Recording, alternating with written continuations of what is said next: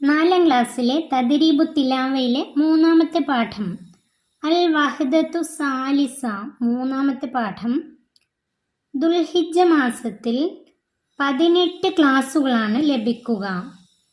സൂറത്തു നംലിലെ 56-ാമത്തെ ആയത്ത് മുതൽ സൂറത്തുൽ ഖസസിലെ 50-ാമത്തെ ആയത്ത് വരെയാണ് പാഠഭാഗം. സൂറത്തുൽ അലക്ക് മനഃപ്പാഠമാക്കാനുള്ള സൂറത്താണ്. സൂറത്തുകൾ പരിചയപ്പെടാം. സൂറത്തു നംല് മക്കിയ, നബി തങ്ങൾക്ക് ഹിജ്റയ്ക്ക് മുമ്പ് അവതരിക്കപ്പെട്ട സൂറത്താണിത്. ആയത്തുകളുടെ എണ്ണം 93. സൂറത്തിൻ്റെ ക്രമ നമ്പർ 27. സൂറത്തുൽ ഖസസ് മക്കിയ, നബി തങ്ങൾക്ക് ഹിജ്റയ്ക്ക് മുമ്പ് അവതരിക്കപ്പെട്ട സൂറത്താണിത്. ആയത്തുകളുടെ എണ്ണം 88. സൂറത്തിൻ്റെ ക്രമ നമ്പർ 28. പാരായണം കേട്ട് പരിശീലിക്കാം. സൂറത്തു നംല്, സൂറത്തുൽ ഖസസ്, ഈ 2 സൂറത്തുകളുടെയും QR കോഡ് ഇവിടെ തന്നിട്ടുണ്ട്. അത് സ്കാൻ ചെയ്ത് കഴിഞ്ഞാൽ സൂറത്തിൻ്റെ പാരായണം നമുക്ക് കേൾക്കാം. ഹുറൂഫുൽ കൽക്കല, കൽക്കലത്തിൻ്റെ ഹർഫുകൾ. ഖാഫ്, ത്വാ, ബാ, ജീമ്, ദാല്. ഈ 5 അക്ഷരങ്ങളാണ് കൽക്കലത്തിൻ്റെ അക്ഷരങ്ങൾ. ഖുതുബ് ജദ്, ഈ 5 അക്ഷരങ്ങളെ ഓർമ്മിച്ച് വെക്കാൻ വേണ്ടി ഖുതുബ് ജദ്, ഖാഫ്, ത്വാ, ബാ, ജീമ്, ദാല്. മുകളിൽ കൊടുത്ത അക്ഷരങ്ങൾക്ക് കൽക്കലത്തിൻ്റെ അക്ഷരങ്ങൾ എന്ന് പറയുന്നു. ഇവയിൽ ഹർക്കത്ത് പോലെ തന്നെ സുക്കൂനും വ്യക്തമായി ഉച്ചരിക്കണം. ഈ 5 അക്ഷരങ്ങൾക്ക് ഹറക്കത്ത് വന്നതുപോലെ തന്നെ സുക്കൂൻ വന്നാലും ഇവയെ വ്യക്തമായി ഉച്ചരിക്കണം. അക്ക്, അത്ത്, അബ്, അജ്, അദ്.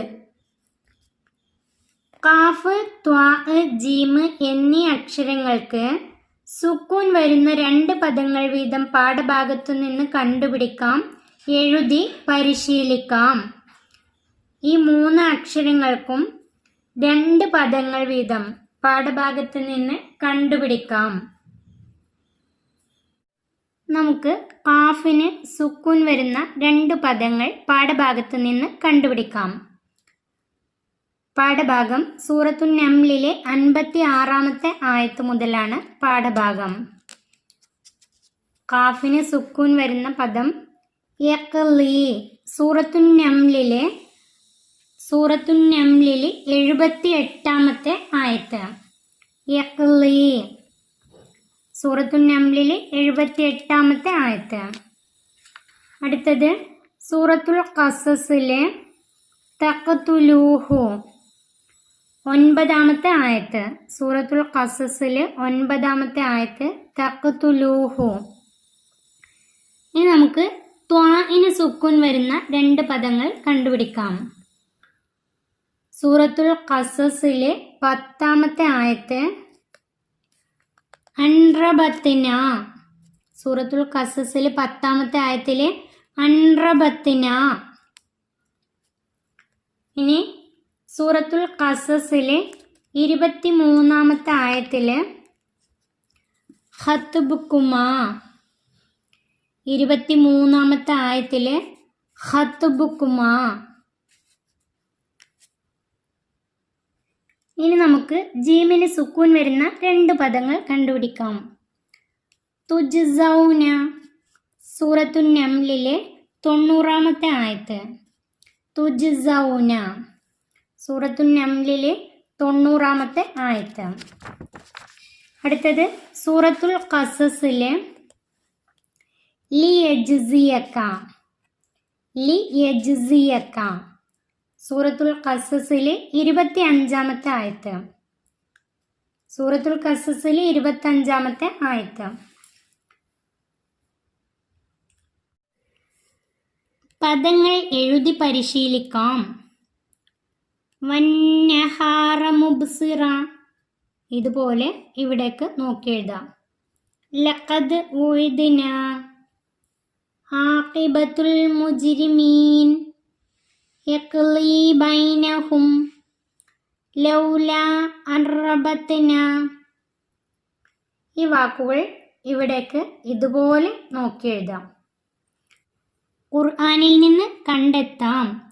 ഇദാ വല്ലൗ മുദ്ബിരീന മിൻ അഖ്സൽ മദീനത്തി നജ്സിൽ മുഹ്സിനീന ഫലമ്മ അൻ അറാദ അൻ യബ്തിഷ. ആദ്യത്തെ പദം ഇദാ വല്ലൗ മുദ്ബിരീന. സൂറത്തുൻ നംലിലെ 80-ാമത്തെ ആയത്ത്. ഇദാ വല്ലൗ മുദ്ബിരീന. സൂറത്തുൻ നംല് 80-ാമത്തെ ആയത്ത്.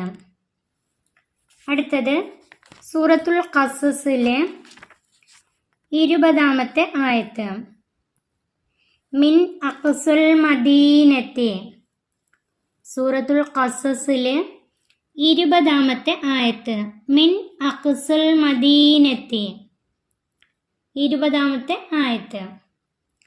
സൂറത്തുൽ ഖസസിലെ 14-ാമത്തെ ആയത്തിലാണ് നജ്സിൽ മുഹ്സിനീൻ. നജ്സിൽ മുഹ്സിനീൻ. നജ്സിൽ മുഹ്സിനീൻ. സൂറത്തുൽ ഖസസിലെ 14-ാമത്തെ ആയത്തിലാണ്. ഫലമ്മ അൻ അറാദ അൻ യബ്തിഷ. സൂറത്തുൽ ഖസസിലെ 19-ാമത്തെ ആയത്തിലാണ്. ഫലമ്മ അൻ അറാദ അൻ യബ്തിഷ. സ്വന്തമായിട്ട് തിരഞ്ഞിട്ട് കണ്ടുപിടിക്കുക. സൂറത്തിൻ്റെ പേരും ആയത്തിൻ്റെ നമ്പറും എഴുതി വെക്കാം. അടുത്തത് നമുക്ക് ശീലിക്കാം. ദുആഉൽ ഖുർആൻ. റബ്ബനക്ഷിഫ് അന്നൽ അസാബ ഇന്നാ മുഅ്മിനൂൻ. റബ്ബനക്ഷിഫ് അന്നൽ അസാബ ഇന്നാ മുഅ്മിനൂൻ. ഇത് മനഃപ്പാഠമാക്കാനുള്ളതാണ്. അടുത്തത് മാസാന്ത മൂല്യനിർണ്ണയം. അധ്യാപകൻ കുട്ടിയുടെ മാസാന്ത പഠന പ്രവർത്തനങ്ങൾ വിലയിരുത്തി താഴെ യോജിച്ച കോളത്തിൽ സ്റ്റാർ നൽകുക.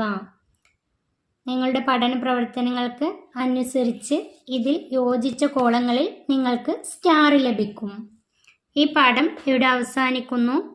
4-ാം ക്ലാസ്സിലെ പ്രിയപ്പെട്ട കുട്ടികൾക്ക് ഈ വീഡിയോ ഉപകാരപ്പെട്ടാൽ ചാനൽ സബ്സ്ക്രൈബ് ചെയ്യാനും ലൈക്ക് ചെയ്യാനും മറക്കല്ലേ.